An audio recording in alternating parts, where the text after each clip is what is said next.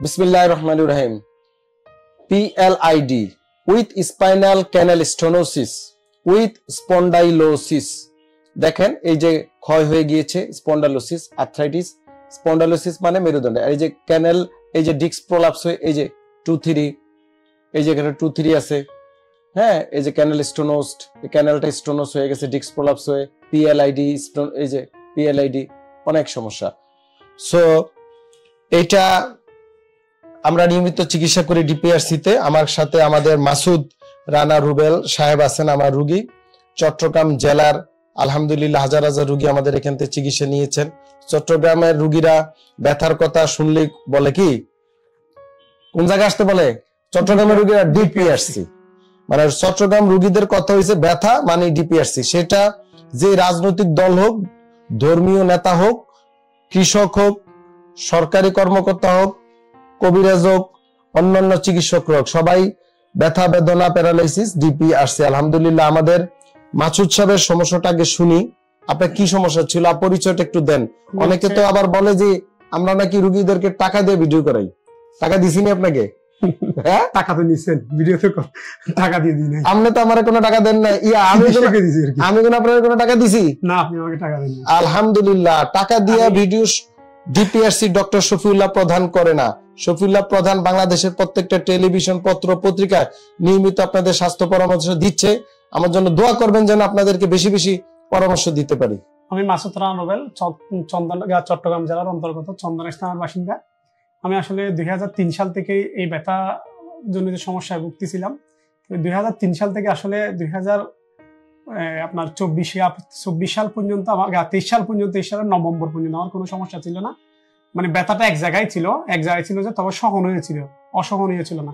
আমি দীর্ঘদিন আসলে অনেক ডাক্তার দেখাইছি। আপনার যেটা বলছে আসলে গ্রামের ভাষায় যেটা বলে, মানে কবিরাজ থেকে শুরু করে, হুজুর হতে শুরু করে, জারাফু থেকে শুরু করে, MBBS, FCPS, আরো যাই আছে, মানে যেটা বলছে, নিজে একজন রোগী আসলে বুঝতে পারে সে কতটুকু অসহায় হয়। মানুষ বিপদে বললে তখন সে বিড়ালের পাও ধরে নাকি? জি জি, তখন সে বুঝতে পারে সে কতটুকু আসলে অসহায়, তখন যেটা বলে সেটা করতে প্রস্তুত হয়ে যায়।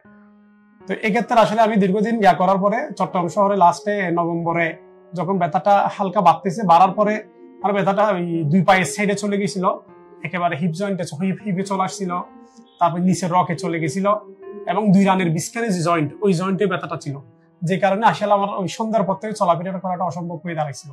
তবে আমি আসলে কয়েকজন স্পেশালিস্ট ডাক্তার চট্টগ্রামে দেখাইছিলাম। চট্টগ্রামের মধ্যে বিভাগে যারাই সেরা ছিল তাদেরকে দেখাইছিলাম। এটা হচ্ছে আপনার মেডিসিন দেখাইছিলাম, তারপর হচ্ছে নিউরো সার্জারি দেখাইছিলাম, নিউরো মেডিসিন, ফিজিক্যাল মেডিসিন, তারপর হচ্ছে অর্থোপেডিক। এই সমস্ত ডাক্তার দেখানোর পর সবার আমার MRI তে ধরা পড়ছিল যে আমার ওই মেরুদণ্ড থেকে লাভা বের হয়ে রগে চাপ দিছে, যে কারণে এই সমস্যাটা তৈরি হয়েছে। এখন এটা অপারেশন ছাড়া কোনো ওয়ে নাই, বিকল্প ব্যবস্থা ছিল না। অলরেডি অপারেশনের জন্য সিদ্ধান্ত নিয়েছিলাম।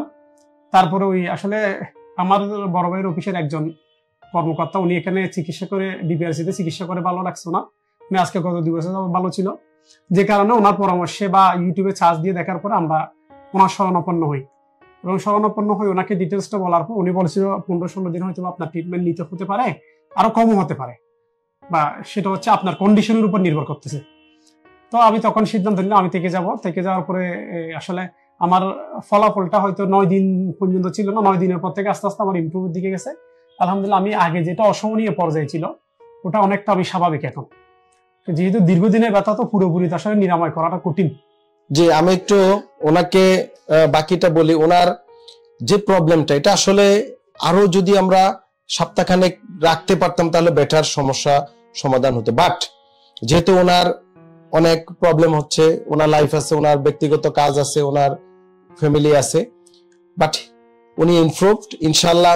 ওনাকে আমরা বিভিন্ন ব্যায়াম এখানে দিয়েছি, উনি ব্যায়াম করবে। এবং একই কথা আমার PLID, স্পাইনাল ক্যানাল স্টোনোসিস বা কোমর ব্যথার রোগীদের একই মেসেজ, যে আমরা বসা শিখিয়ে দিয়েছি নাকি? বসাটা ঠিকমতো বসতে হবে, শোয়া ঠিকমতো শুইতে হবে, আমরা যে ব্যায়াম দিয়েছি ব্যায়ামগুলা করতে হবে। এখান থেকে যারা চলে যায়, গিয়ে কিছুদিন অন্তত 1 মাস রেস্টে থাকতে হবে, 1 মাসের বেশি দরকার নেই। এই 1 মাস যে রোগী ব্যায়াম করবে, মেনটেন করবে, এবং 1 মাস পরবর্তী নিয়ম কানুন মেনে চলবে, ইনশাআল্লাহ রোগীর সমস্যা আর দেখা দিবে না। তারপরে অনেক কারণে কোনো রোগীর টুকটাক ব্যথা বেদনা আসতেই পারে, এটাও হতাশ হওয়ার কোনো কারণ নাই। আমার সাথে যোগাযোগ থাকবে, প্রয়োজনে আসবে, আবার থাকতে হবে না, আমরা কারেকশন করে দিব।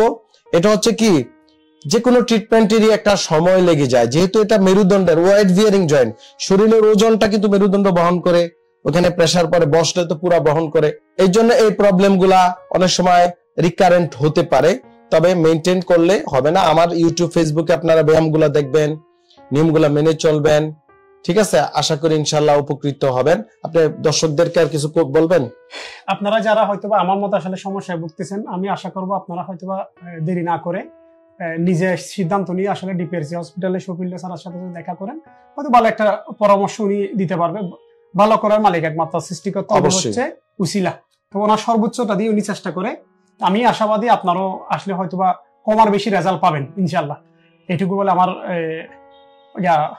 বক্তব্য শেষ করতেছি। আসসালামু আলাইকুম রহমতুল্লাহ। এবং সাথে সাথে স্যারকেও ধন্যবাদ জানাচ্ছি আমাকে আন্তরিক সহযোগিতা, এবং ওনাদের হসপিটালে যারা আসলে কর্মতে ছিল তারা অসম্ভব ভালো মানুষ, প্রত্যেকটা আসলে খুব আন্তরিক এবং সহমর্মিতার মাধ্যমে কি রোগীদেরকে সার্ভিস দিয়ে থাকে। মনে হয় যে আসলে আমি পরিবারেই আছি, আমার সাথে কেউ ছিল না, আমি আমার পরিবারের সাথেই আছি মনে হয়েছিল, যেটা আমি পরিবার বিহীন অনুভব করতে হয় নাই। এটাই হচ্ছে সবচেয়ে বড় বিষয়। জি, মাসুদ রানা রুবেল সাহেবের কথার সাথে আমি একমত। আসলে সুস্থতা দেওয়ার মালিক আল্লাহ পাক, আমরা ট্রাই করি। এখন আমাদের আসলে আন্তরিকতা আছে কিনা, যে আমরা চেষ্টা করতেছি কিনা রোগীর জন্য, আমাদের মেধা, আমাদের প্রযুক্তি, শ্রম সব মিলিয়ে আমরা ট্রাই করি। অন্তত একজন রিনাউন্ড ডাক্তার যারা সুপরিচিত, তারা চায় না তাদের গুডউইল নষ্ট হোক, তাদের রোগী খারাপ হোক, নাকি চায়? চায় না। আমি আজকে ফিল্ডে 20 বছর রোগী দেখি, তো আমরাও চেষ্টা করি সব রোগী ভালো হয়ে যায় ব্যাপারটা তা না, বা ভালো থাকে তা না। বেশিরভাগ রোগী আলহামদুলিল্লাহ আমাদের ভালো আছে, নিয়ম কানুন গুলা মেনে চলতে আমরা ট্রাই করি, সর্বোচ্চ চেষ্টা করতে। আর একটা কথা আপনাদেরকে বলি, আমার কাছে আসতে হবে এমন কোনো কথা নেই। আপনাদের যে কোনো প্রবলেম হলে, নট অনলি মেরুদণ্ডের ওনার মতো সমস্যা, আপনারা একটা ডাক্তারের পিছে বসে থাকবেন না, ও একটা ডাক্তার দেখবেন, ঘুরবেন, বুঝবেন, প্রয়োজনে বিদেশ যাবেন, গিয়ে দেখবেন ডাক্তাররা কি বলে, তারপরে আপনার জ্ঞান, বুদ্ধি, বিবেক খাটিয়ে নিজের মতো চিকিৎসা নিবেন। আরেকজনের কথা প্রলোচিত হয়ে আরেকজনের কথা ভুল সিদ্ধান্ত নিবেন না। আপনার রোগ আপনি জানবেন যে আপনার কি হয়েছে, আমি কোথায় গেলে ভালো হবে, একটু স্টাডি করবেন। এখন পৃথিবী উন্মুক্ত, হ্যাঁ, এই ব্যথার চিকিৎসা অনেক চিকিৎসকরা করে, এগুলি কিন্তু অনেকগুলা মানে প্রফেশনাল চিকিৎসকদের নাম বললো, ডিসিপ্লিনের নাম, সবাই করে, সবার রোগী ভালো হয়, আবার অনেকের রোগীও ভালো হয় না, ব্যাপারটা এরকম। সো আল্লাহ পাক আমাদেরকে যতটুকু জ্ঞান দিয়েছে সূরা বাকারা অনুযায়ী আমরা ততটুকু অ্যাপ্লাই করি, এর বাইরে আমরা কিছু করতে পারবো না। তবে রোগীরা যদি মেনটেন করে ইনশাআল্লাহ ভালো থাকতে পারে। আর একবারে না পারিলে দেখো শতবার, একটা কথা আছে, ট্রাই করতে হবে, ভালো থাকার চেষ্টা করতে হবে। সবাই ভালো থাকবেন। আসসালামু আলাইকুম ওয়া রাহমাতুল্লাহি ওয়া বারাকাতুহু। ডিপিআরস লিমিটেড, আস্থা, বিশ্বাস ও নির্ভরতায় অবিচল।